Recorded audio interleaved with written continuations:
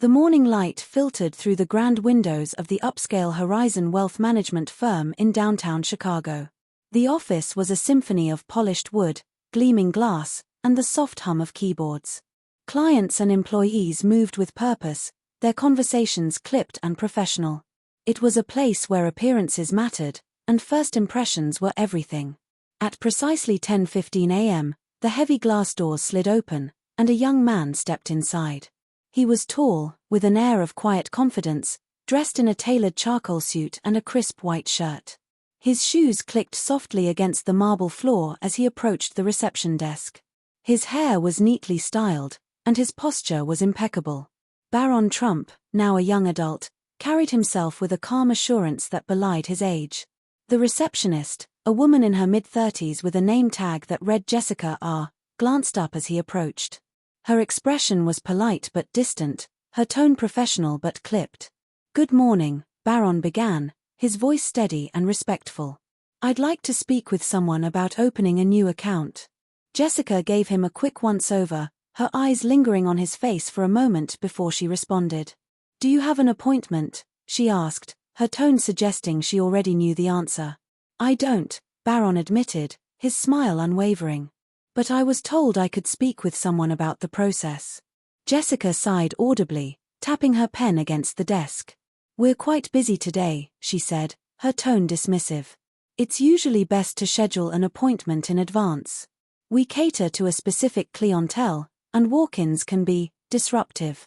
Barron's smile didn't falter, but his eyes narrowed slightly. "I understand," he said, his voice still polite but firmer now. "But I have all the necessary documents right here."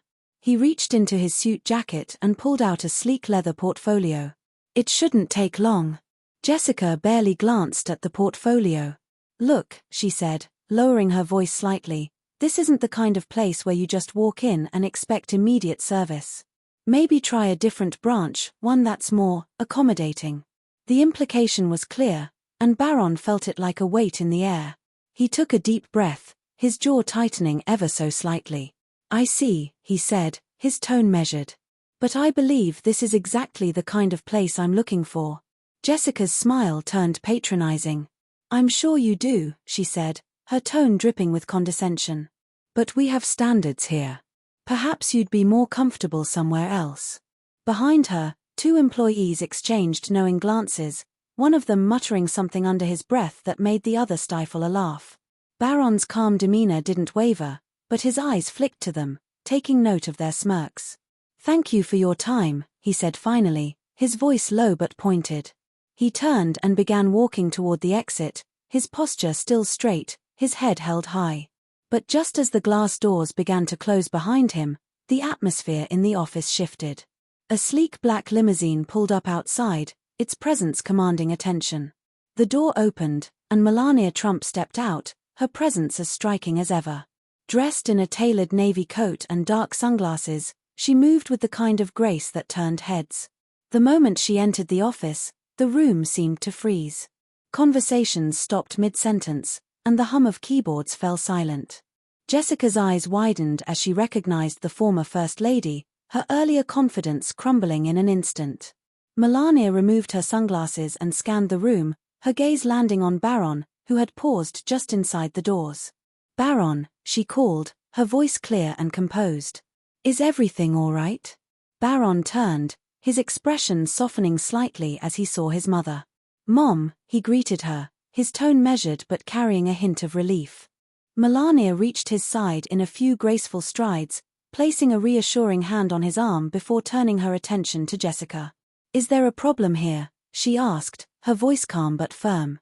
Jessica stammered, her cheeks flushing as she scrambled for an answer. "No, she said finally, her voice barely above a whisper. We just..." Melania's gaze was piercing, her expression unreadable. "I was under the impression that this firm prides itself on professionalism," she said, her words deliberate. "But from what I've seen, that standard was not extended to my son." Jessica opened her mouth to respond but quickly closed it again, clearly unsure of what to say. The other employees watched in stunned silence, their earlier smirks replaced with a mix of embarrassment and fear. Melania took a step closer to the desk, her presence commanding the room. Perhaps you didn't recognize him, she continued, her tone sharper now. But that is no excuse for treating anyone, especially a potential client, with disrespect. Jessica swallowed hard, her hands trembling slightly as she tried to regain her composure. I didn't realize, she began, her voice trailing off. No, Melania interjected, her voice cutting through the air like a blade. You didn't bother to realize. And that is the issue. The silence in the office was deafening. Jessica's face had turned a deep shade of red, her earlier smugness replaced with visible discomfort. The other employees, who had been whispering and snickering earlier, now stood frozen at their stations, their eyes darting nervously between Melania and their colleagues. Melania held their gaze, her expression unflinching. You represent this institution, she said, her words precise and cutting. Your behavior reflects not only on yourselves but on the firm as a whole. If you cannot offer basic courtesy and professionalism, perhaps you are in the wrong line of work. Jessica opened her mouth but no words came out. The younger employee who had laughed earlier shifted awkwardly, glancing around for backup, but none of the other staff dared to intervene. I would like to speak with the manager, Melania continued, her tone calm but leaving no room for argument.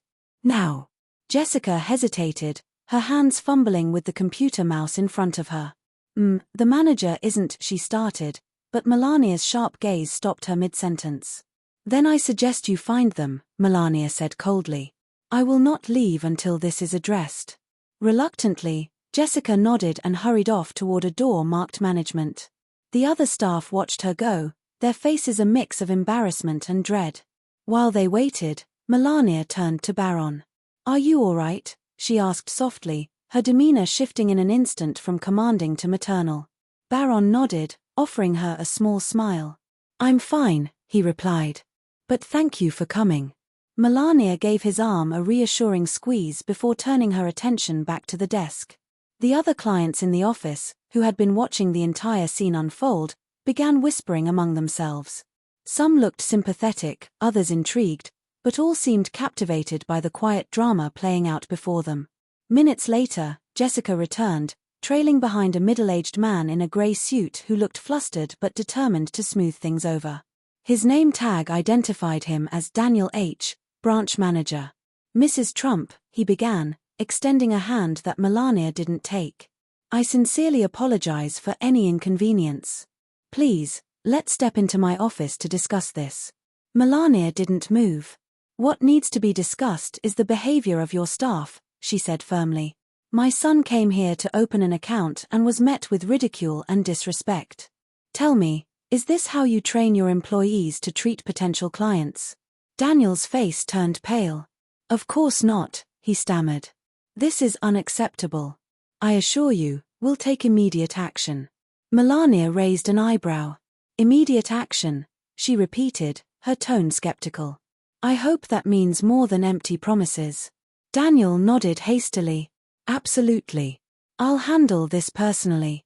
Please, allow me to make this right. Melania studied him for a moment before finally nodding. Good, she said. Because if I ever hear of this happening again, I will ensure that everyone involved is held accountable, including you. Daniel swallowed hard, nodding again. Understood. As the confrontation came to a close, the staff's faces were etched with shame and regret.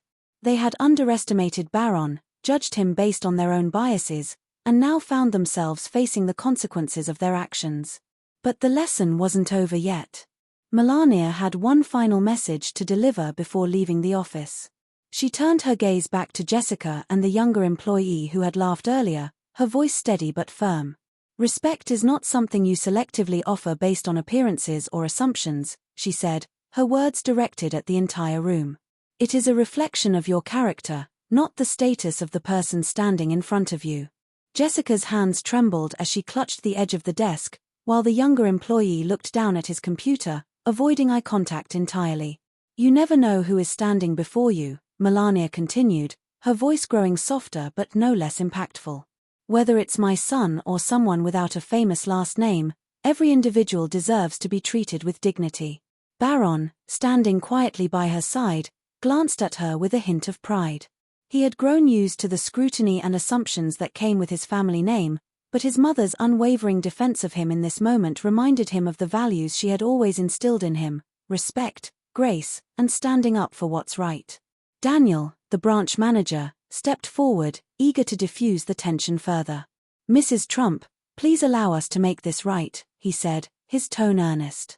"We'll ensure this never happens again. And Mr. Trump, we would be honored to assist you in opening your account today." Melania gave him a pointed look, her expression softening only slightly. "See that you do," she replied. Turning to Barron, she asked, "Would you like to proceed?" Barron hesitated, glancing briefly at Jessica and the younger employee. They looked utterly defeated, their earlier confidence reduced to nothing.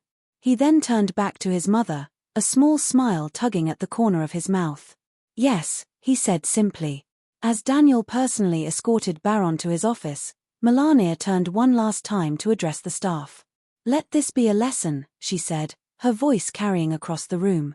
"Never underestimate someone based on your own assumptions. It's a mistake you won't want to repeat." With that, she followed Barron, leaving Jessica and the other employees standing in stunned silence. The other clients began murmuring among themselves, the weight of the lesson lingering in the air. Inside the manager's office, the atmosphere was quieter but no less reflective. Barron sat across from Daniel, who meticulously reviewed the paperwork, his hands still slightly unsteady. Melania stood nearby, her composed demeanor unbroken as she observed the process. As Daniel handed Barron a pen to sign the final document, he hesitated for a moment, looking up at the manager. Barron's voice was calm but deliberate. "I hope this is a learning experience for everyone," he said.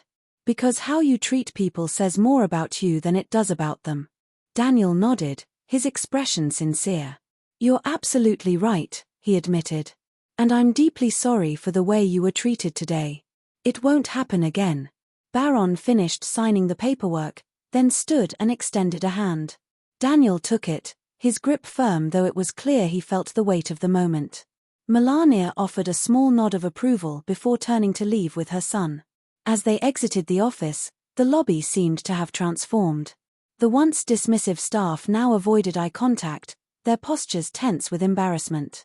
The other clients who had witnessed the entire ordeal offered subtle nods and encouraging smiles as Barron and Melania walked toward the exit. Just before stepping out, Melania paused. She turned back to the staff, her gaze sweeping across the room. "Today was about more than just an account," she said. "It was about integrity. Remember that the next time someone walks through those doors."